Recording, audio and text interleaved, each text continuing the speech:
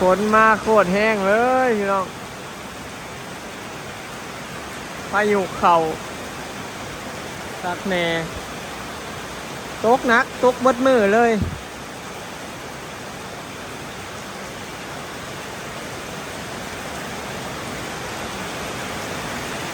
พายุเข่าเล่าวเลยพี่น้อง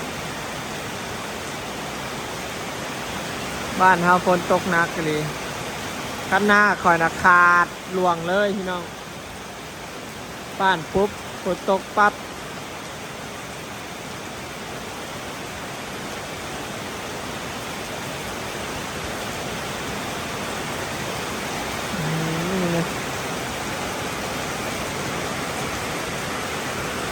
บ้านทุกคนกับฝนตกอยู่บ่พี่น้องบ้านคอยสุดยอดเลย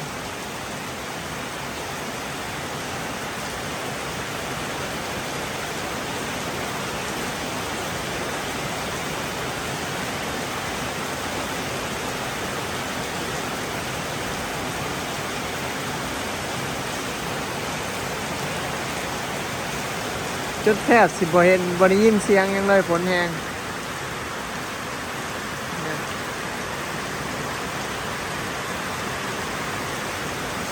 น้ำไหลหลวงมันทางอยู่หน้าเห็นคือสิบ่เว้าพี่น้อง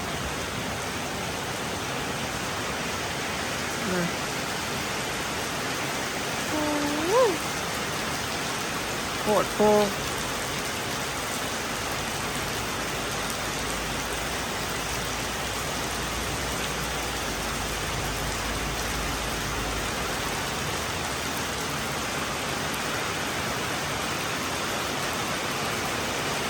เนี่ย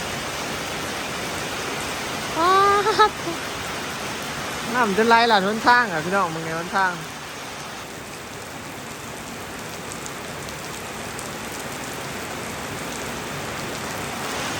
บอยออกไปหน้าเนาะไปขายหมูแม่พันธุ์แล้วก็เข้ามาฝนตกเข้ามาอีกแล้วก็ฝนตกอีกบ้านเมื่อนี่นะตกหยุดไปนี่หลายเถื่อละพอมาช่วงบ่ายโมงบ่ายนี่ตกหนักเลยบ่ายบ่เป็นใต้สีเศร้าพี่น้องแห้งขึ้นเรื่อยๆเลยแห้งขึ้นเรื่อยๆเลย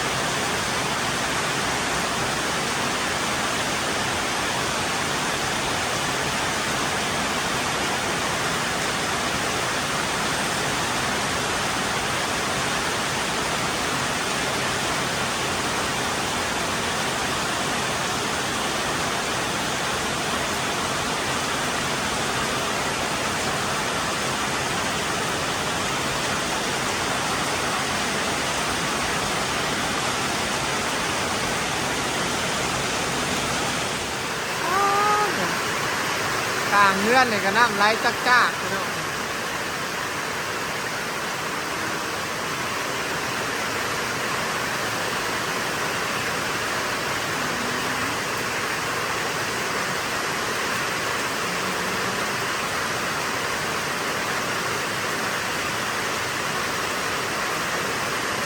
แห้งอะไร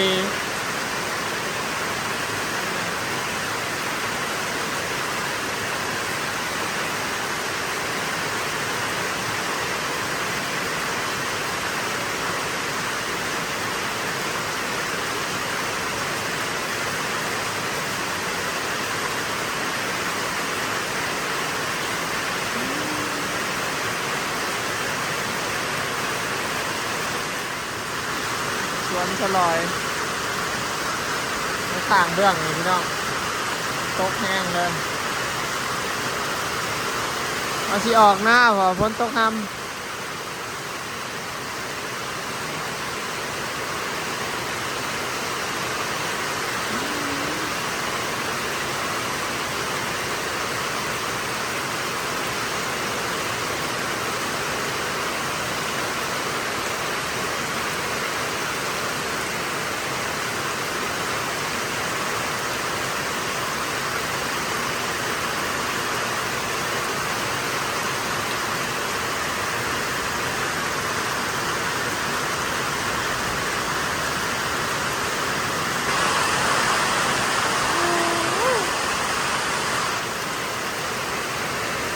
บ่ได้ออกหน้าดอกพี่น้องคะแนนนี่โคตรพ่อเลยนะกันหน้าก็คือสิบ่ได้ป้านดอกวันนี้มันตกตลอดเนาะนี่แนะนำนะไว้เพื่อนก็น้ำท่วมเลยโอ้ย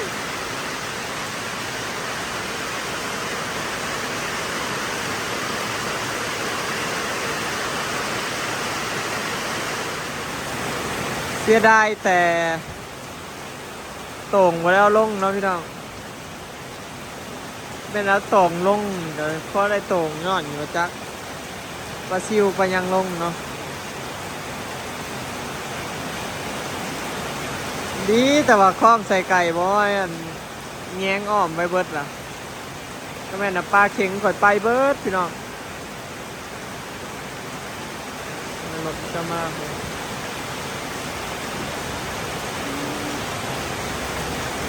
แห้งอะไรบ้านทุกคนก็ตกอยู่พี่น้องตอนนี้บ้านน้องให้ปังตกเลยเด้อตกหนักแห้ง4 มื้อแล้ว4 มื้อเลี้ยนเลยนี่ขนาดขาดรู้สำกระโตคน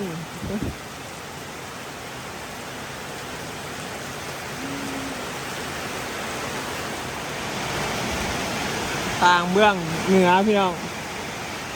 โง่นทางนาก็ตกหนักคือกัน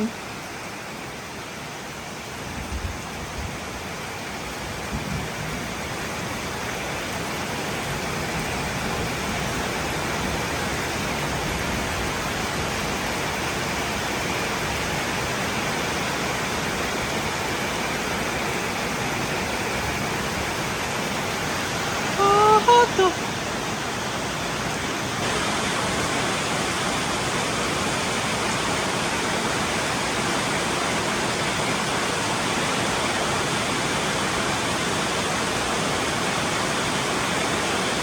เบื้องน้ำไหลหลัดมาใส่เอื้อนนะพี่น้อง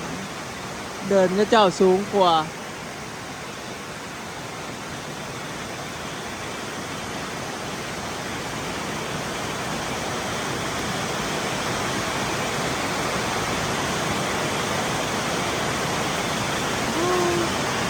แห้งขึ้นเรื่อยๆแห้งขึ้นเรื่อยๆเลยพี่น้อง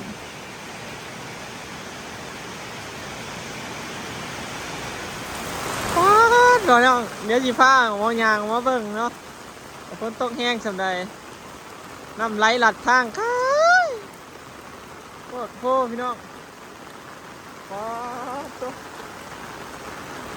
แป๊บเดียวหนึ่งเนี่ยป๊าดน้ำลวงมาสั้นอยู่น้ำไหลพี่น้องมึงไงน้ำสิท่วมน้ำสิท่วมนาเฮือนคอยเราโคตรโพพี่น้องอันนี้นะคล้องเนี่ยอันนี้นะหนทางไหนขาดหนทางขาดไปแล้วนี่กลายเป็นคล้องเลยพี่น้องหนทางท่อมันตันในบ่อนาเฮือนบ่อแป๊บที่จริงคล้องมันอยู่ในพี่แต่ทางเขานี่ขาดเลยลวงเลยลวงหลัดชนิเลยมุ่นเลยหนทางพี่น้องฝนตกบาทเดียวแต่ว่าคลองเขาบอยมันต่อใหญ่แล้วมันโล่งแล้วมันโบขาดพี่น้องหนทาง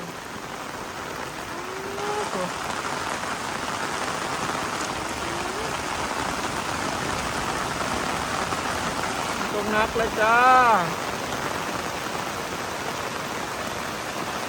ตกนักเลย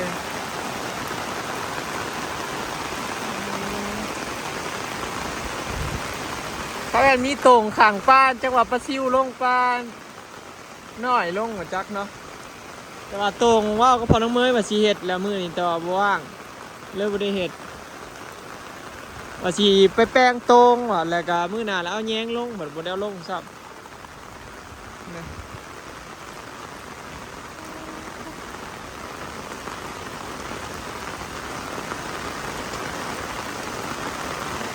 หมดเจ้ามากพี่น้อง ดูน้ำมาเลย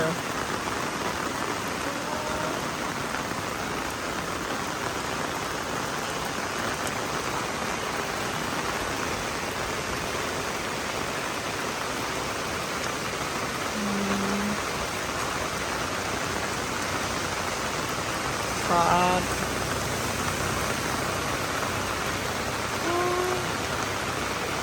อยู่หน้าแห่งกระชิบว่าบ่ให้ว่าวพี่น้องเนาะน่าอยู่บ้านมึงเนี่ย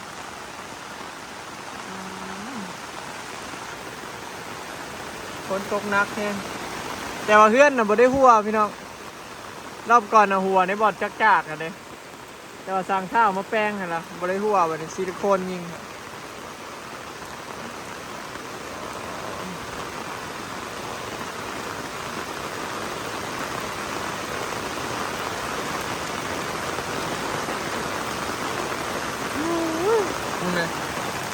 น้ำแล้วพี่น้องไหลเดี๋ยวบอยจิพายางมันก็เบิ่งอยู่ลมเนาะด้านนี้นะบอยว่านี่นะเดี๋ยวฝนตกคอยจักหน่อยที่ออกหน้าเนาะออกไปเบิ่งตรงออกไปเบิ่งกันปลาในคลองเฮาเบิ่งพี่น้องนะ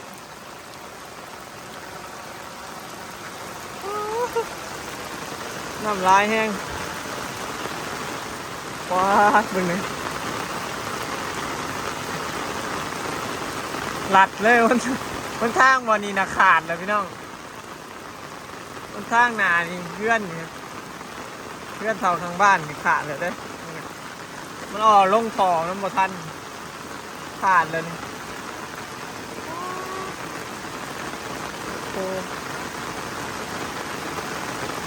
ลงมาเพื่อนคุณยายเนี่ยมันทางขาดไปเลยต่อไปนะเดินทางไปแซ่มาแซ่กันยากนะพี่น้องไปฝนตก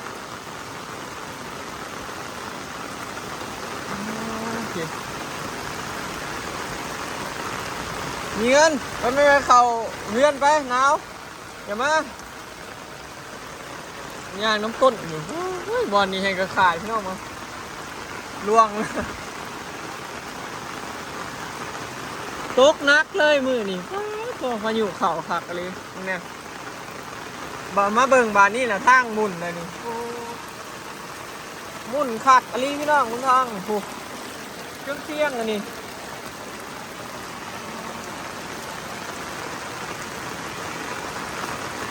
บ้านคุณยายแล้วใส่ทอใหญ่มันก็เลยแบบอยากขาดก็ได้พี่น้องไทยอยู่ถ้านี่เนี่ยมีแต่ทอนิดหน่อยแล้วมันไล่น้ำมันท่านแล้วมันขาดทาง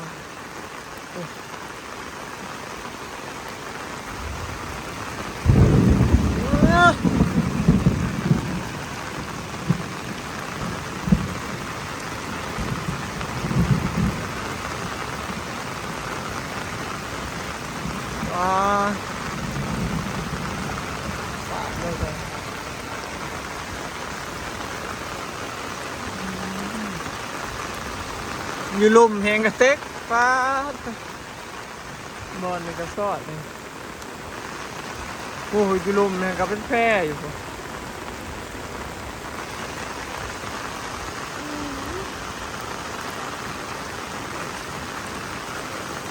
พอไม่เงินเอาไหม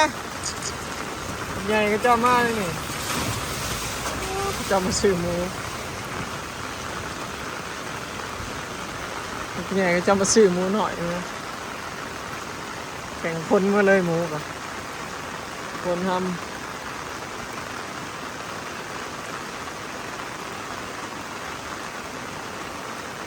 มีแสงคนตกมันยังเปิดห้านอยู่เนาะโอ้ยไม่ค่ายังเปิดห้านอยู่เลยโอ้ไม่ค่ายังเปิดห้านมือคนตกอยู่ด้วยเลยมีเปิดห้านอยู่เว้ยคนตกทำแบบนี้เนาะไม่ค่าเปิดห้านวันฝนตกเละตัวนี้มันถอยใหญ่พี่น้องมันไว้ทันอยู่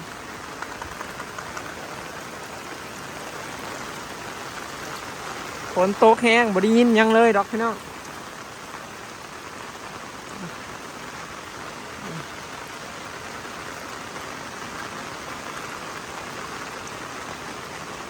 รอบนี้มีเงินเป็นผู้พามาอัปเดตสภาพการฝนตก